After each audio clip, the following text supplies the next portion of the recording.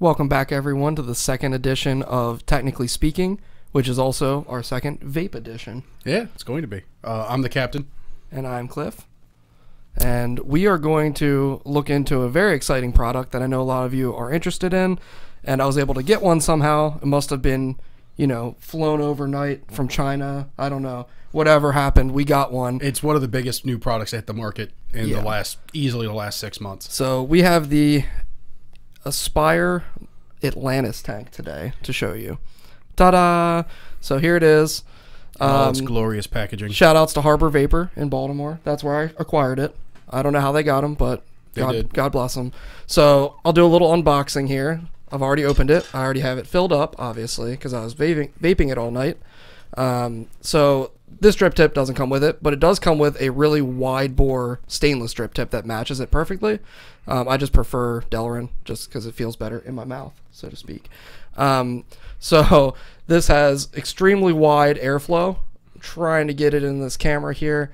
You can get it completely wide open, and we'll demonstrate it in a minute. So it's what, 2.5 millimeter like equivalent air hole. It's crazy, huge air hole. But you can adjust it. It's got a nice satisfying click on the airflow ring, a lot like the Nautilus Mini and the full size Nautilus before it. But the key here is the design. Obviously, a little more industrial. Some people didn't like the what would you call it? The tube look. It looked like old vacuum tubes of the Nautilus.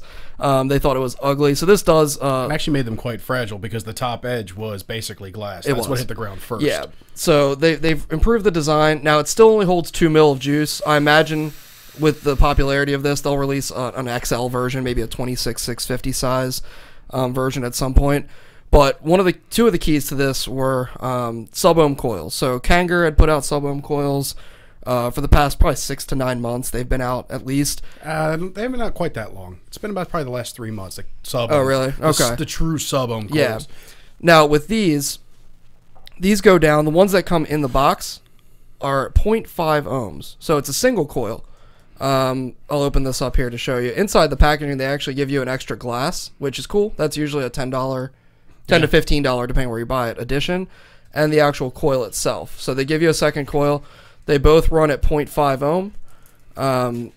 So obviously, they can get warm. Now, I've been running it on a DNA 30 device, so bring that bad boy in here. Shout out to Lit Up Customs. Yep, Lit Up Customs. I love that device.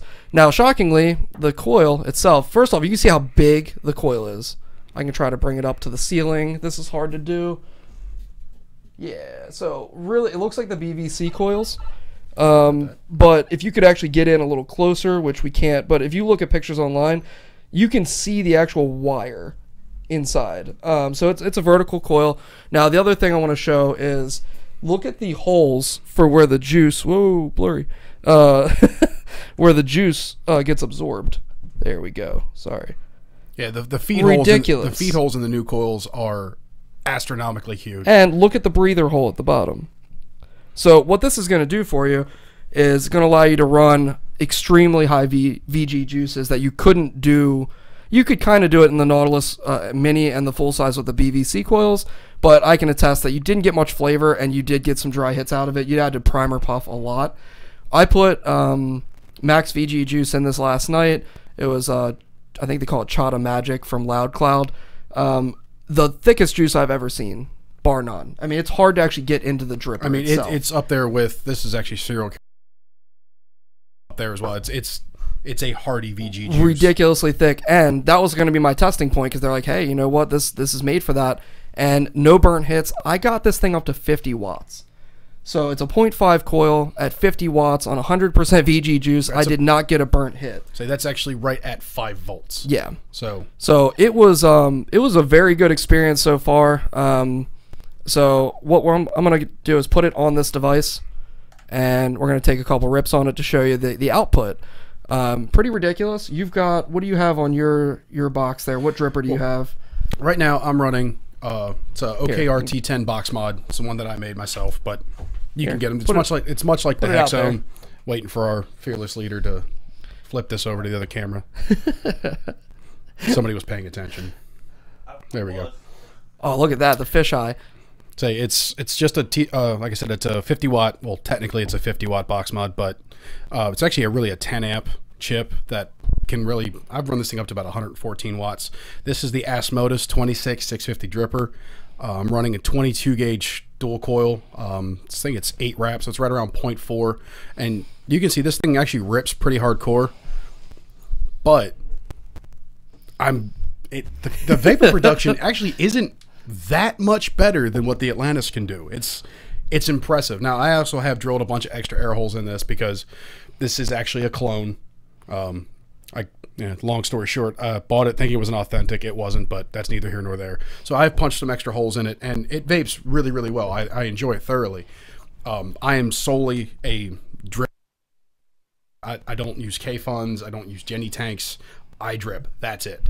Because I like heat and I like vapor production. Yeah.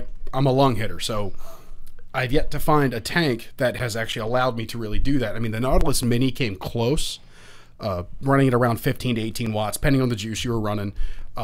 It was great. The lung hits were pretty good, and it was good for driving because, let's face it, don't drip and drive. It's dangerous. We've all had... So messy. Well, I've had come close to having some pretty serious accidents trying to drive with my knee and drip. Yeah. So I'm super, super excited. Cliff got his before me. I should have mine probably mid this week. Yeah. I actually pre-ordered one and then saw one in stock locally, and I was like, you know what, I got to get that tonight. So yeah, that's the hit from the dripper that he has there. Now, I am also running, it's 0.4 22 gauge, like I said, but I'm also running it at 6 volts. So I'm pushing this thing pretty hard. Yeah, that's the other thing I wish was, it's a 0.5 coil, meaning obviously, again, I ran it up to 50 watts with certain juices. At 4.3 volts on the 0.5 coil at 30 watts is what I'm running now on the DNA. It's not as warm as I would have hoped, but that's just the science of the coil. If they do actually come out with a 0.8 or a 1 ohm coil, and then you crank it up, I'm sure we're going to get a little more heat out of it. And at 50 watts, though, I was feeling some heat, and that was nice because you don't get that out of a tank very often. Yeah, it's very true. And if you do, it's burning. Probably you're probably breaking it. So yeah. And if you want to bring the heat up, just close off the airflow a little bit. Yeah, it will kill your vapor production a little bit, but that's always been the sacrifice with tanks of any kind. I'm gonna let you, because you're king of lung capacity, really demo this. So you just saw him rip on his dripper. This is gonna be wide open air holes on the Aspire Atlantis. I hear that sound. It's wonderful. That's a pretty good cloud. You can see, like I said, I didn't take the biggest hit I could off of mine, but again, this is a rebuildable, and tanks we're getting there, but I don't think we're ever going to completely match the power that you can get out of a dripper, just because, let's face it, it's the science behind it. It really is. But this thing, again, I wish it was a little bit warmer, personally, like he said as well. But the lung hit is good. Because a lot of people, they talk about the lung hit, you want to be able to feel it, because that's one of the biggest things vapors complain about when they switch from cigarettes to vaping, is it doesn't feel the same. They can't feel it in their chest. And that was one of the biggest problems for me is standard style, like, Ego and Clearomizers. Those kind of tanks never did it for me because I never felt like I was getting anything. Yeah. So that's when I finally was able to quit smoking, when I went to dripping, which, it's been a lifesaver. I started saving money until it became a hobby. Yeah, but that's what always happens. This thing is incredible. It is a true, you can actually do lung hits with this thing, and it feels like it should. Plus the fact that you don't got to worry about it dripping. Right. The thing hasn't leaked a drop. Nope. I mean, it's been less than 24 hours since I've owned it, but we've been putting it through its paces. Coming from someone like the captain here who drips, that's a really strong endorsement. Now, coming from someone who typically runs a tank all the time, I'm in love with it, because I've been waiting for something that is going to give me a similar experience to dripping. I don't have to worry about building coils. I don't have to leak juice everywhere when it's in the car. I'm a more simplistic person. I like simplicity, but I also appreciate good design, and this definitely comes through with everything. Oh, absolutely. The one concern I had was the very first set of Nautilus coils, not the BVCs, but the standard dual coil. I had very poor luck with those. Now, I may have been getting bad batches. Maybe I got some clone coils by accident, but I thought I was buying reputable ones. It was kind of tough to tell. The BVC coils were almost 100% good for me. I had 1 or 2 bad ones out of maybe 15 to 20 coils. Anything can happen in mass production. Now, obviously, this comes with 2 coils. The one that's in there, we've been really ripping on it at 30 watts and up to 50 watts, and I have not gotten a super burnt taste out of it yet. Honestly, I just took 2, probably 6-7 second hits. And normally on any kind of replaceable coil tank, you're going to get a dry hit when you're pumping up to 30 watts. Yeah. And I haven't had a single dry hit yet. I could do it again and again and again, and you saw how large the feeder holes are in the coils. Yeah. And this is still a relatively thick juice. I mean, it's... Yeah, what I've got in there right now is from R&D. Forgive the jump cut. We're not Rip. For those of you who know what I'm talking about, it should be funny. What we were talking about, the juice that he's running currently in the Atlantis. Yeah, I'm running R&D Creations Shortcakes with a Z. It's like a strawberry shortcake. It's delicious, flavors, by the way. That is one of the only juices I've ever had that no matter what I'm running it on, whether it's drip, a tank, any tank, for that matter, it's a really flavorful juice. Like it doesn't have to be really hot, but I am running this at 30, obviously. And the liquid itself, I apologize to R&D. I think it's only 50-50. It's not a thick juice at all, but it tastes really good. So what I'm going to do is I'm going to bring this up to the camera so you can see the actual, the holes that we showed for the juice channel, so to speak, on the coil. While it's in the device, the metal surround almost looks like a crown. And let me show you. So all those, I think it's 4 or 5 holes are widely exposed.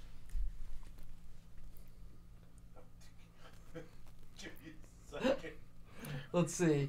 Yeah, you can see it right there. You can actually see it right there. I don't think you really have to do it. You see those the big square holes?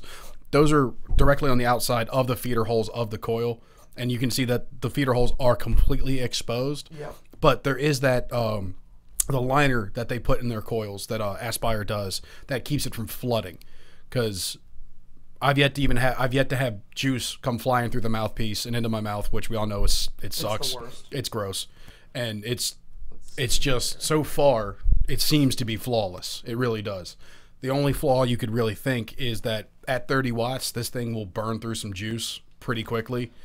But let's face it, you're going to go through juice faster if you're dripping, or even at a tank or a Jenny. It's still at a slower pace than that. But given that you could see the inside of that tank, much of the internal, I guess, area the capacity is filled up by that metal surround. So while it is actually bigger than a Nautilus Mini, it only holds about 2 ml of juice. So that's going to be a big complaint for a lot of people that are chain vapors. But you know what? Still, like we said, more convenient than dripping. Great flavor. We're going to do some torture tests with this in the future. When we can get our hands on some extra coils, we're going to really just ramp this thing up and see how high we can run it before it blows a coil or starts tasting bad.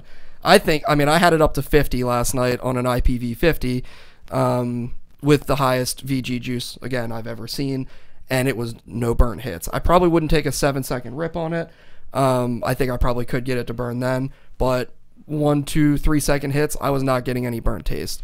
So that's really impressive to me. I never thought, at least in the short term, I'd get a tank that I could run on higher wattage. The only downside is I might have to stop using this seriously awesome DNA controller, NES controller, because I might want to go over 30 watts.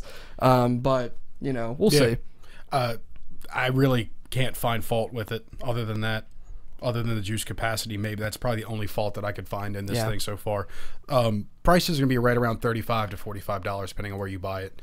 Harbor Vapor had them for $45.99. Yeah, and I think that is MSRP. There was a couple of other places that were doing pre-orders just to get a solid batch of like 100 orders solid, ready to roll, almost like a group buy for $34.99 or $39.99. The fact that it gives you the extra glass is very, very cool, and for $45 it's still reasonable, because again the Nautilus replacement glasses in the past have been anywhere from $7 on the Mini up to $15 or more depending on where you buy it for the full size Nautilus. So the full size, they were $18 to start, I believe. At some point. So that's a nice throw in. I still think it's not super exposed. It's not bulbous like we talked about with the original Nautilus, where it actually curved glass. It's just a cylinder. So I think it's still going to be fairly durable, but it's a nice throw in. I don't care though. if you're buying a good clone RBA, like a K-Fun or an Orchid clone, or I mean, God forbid you're spending $200 on the Authentics for these. This, I mean, I would spend $50, after taxes or shipping. I would be totally content with my purchase at $50 for this device. Because I think my first K-Fun was a clone. I paid $50 for it. Yeah, it was the EH Pro. EH Pro. A Pro, however you say it. I don't know, whatever. Yeah, whatever. It was good quality, though, for a clone. And the thing is, and also clarify, we're not dogging anybody. If you want to buy an authentic RBA, RDA. I mean, I technically have an authentic mod, my actual battery mod, but it's just that we're both poor. That's really it. Guys, the YouTube ad revenue is so low. We need to be able to buy Authentics. We need a lot of shares and clicks here and likes. So, help us out. We'll get some Authentics in here and start reviewing them for you. But yeah, I mean, you've got what, the Fog Monster? Yeah, actually, and you had the Ember. I had the Ember. I sold it to buy the Ox mod from Fog Monster, which is just an incredible 26,650 mech mod. But to stay on this thing, we don't judge anyone using clone, authentic, whatever. It's whatever you can afford and whatever is stopping you from smoking, mainly. Yeah, that's really all we care about. It keeps you in the hobby and you enjoy it. So, but bottom line, go buy this thing. Find someone who's got it. Buy it online. I don't care if you're just sticking with an Egos or you're a Pro Tank kind of guy or Nautilus kind of guy. If you're a dripper, if you like your Jennies and your K-Funs, this thing you can't go wrong by having one. Period. Yeah, it fits all types of vaping, scenarios. Unless you're just strictly cloud competition, 0.1 ohm, say ridiculous mod guy, you might not appreciate it, but for the rest of us, we're going to appreciate it. Absolutely. It is a huge leap forward. I really do think it is an absolute game changer so far. And granted, we've only been messing with it for about 24 hours. Not even. But there's been so many tanks I've gotten in the past from numerous brands, including the original Nautilus, unfortunately, that I got burnt coils. No matter what I did, I couldn't get the thing to work right. It leaked. So the engineering is stepping up right now, and they're dialing it in to actually giving us a really nice tank. So I think that about covers it for now. We just wanted to make sure that we got the quick review out. We're going to follow up on this, like I said, with a long-term review and a torture test, maybe about another week or two, basically when we can get a batch of coils in that we can mess with and blow up. Yeah. So yeah, stay tuned to that. But I wouldn't doubt that at the 0.5 coils, this thing I think it'll go over 50 without burning. So in my opinion, when we do get more in, I'm gonna actually pull the coils apart and see what gauge wire they're using, because it can't be the standard 30 gauge that they've been using, because it's too difficult to get that low with a single coil in it. And I have seen some stats from someone that should have been. They said they were talking directly to Aspire about the construction of the coils. They say it is Kanthal, it is real Kanthal wiring, and they said it was organic cotton, not like a ceramic or something in the wick. So I don't know yet. We're gonna find out. I'll try to get more clarification on that, and we're just gonna rip one apart too. Yeah. Probably even do it on camera with the area that you saw in that. I wish I had the other coil to show the standard BVC coil. It's roughly double the diameter. Yeah. It should be easy to rebuild. Like you would think, it doesn't take as fine of a surgeon's hand to rebuild these things. So yeah, that's going to be the next frontier, is seeing people rebuild these, going down to like 0.3 or 0.2. I'm going to take a stab at it and probably try to drop it down to a 0.25 and see what we can really do with this thing. Because this, if it rebuilds as well as we think it's going to, it could very well be the first tank dripper that is a replaceable quote unquote coil. Yeah. So hopefully more good news to come. So thanks for joining us for the second version of our vape, technically speaking. I am Cliff. I'm the captain. And we'll see you soon.